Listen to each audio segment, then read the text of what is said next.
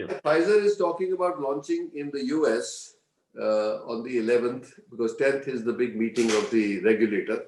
So very possible that they may agree to it. It's got a big problem with minus 70 degrees, 790 degrees. I just received a WhatsApp message saying that travel agencies are already packaging tours to New York, to any city in the US.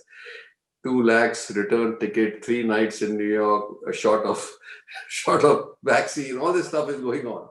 So, the Indian ingenuity is already at work before vaccine is out. Okay. Vaccine tourism. So, yeah. So I'll tell you, to answer your question directly. As I said, there are 3 questions. The safety.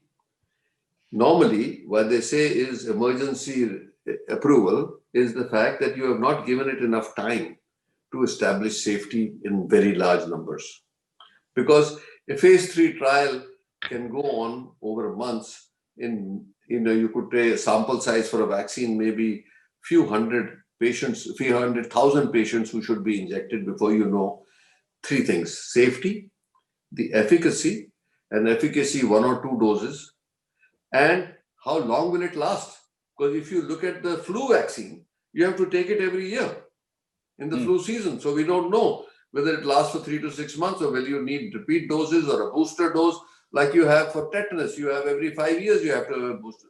So that will not be clear till we have enough history to it. You ask me personally, I am a frontline health worker. I go to the hospital every day. I spend my whole day there. For me, yes, priority should be there, and the elderly, yes.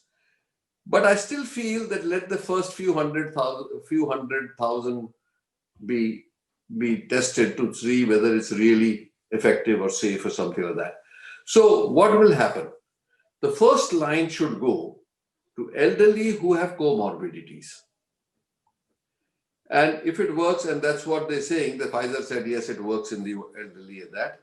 So that should be the first priority, and the frontline health workers who are in the pit, who are in the direct line of COVID,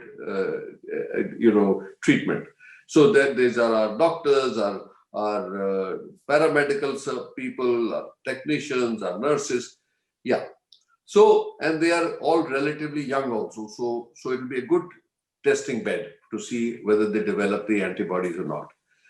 And I think today, if you look at it, the Oxford AstraZeneca, which is being manufactured in, our friend from Serum Institute has already said 40 million he has already. I think that is today probably the most advanced in its phase 3 trials. Phase 3 trials, they are saying that if they have inoculated 34, 35, 40,000 people already, and all the data is not in because it's in 17 institutions in India also. So we will know the data very soon, I think by the end of December, early January.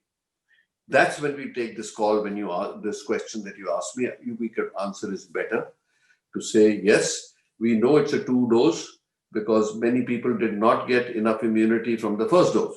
So there is a booster dose 1 month later.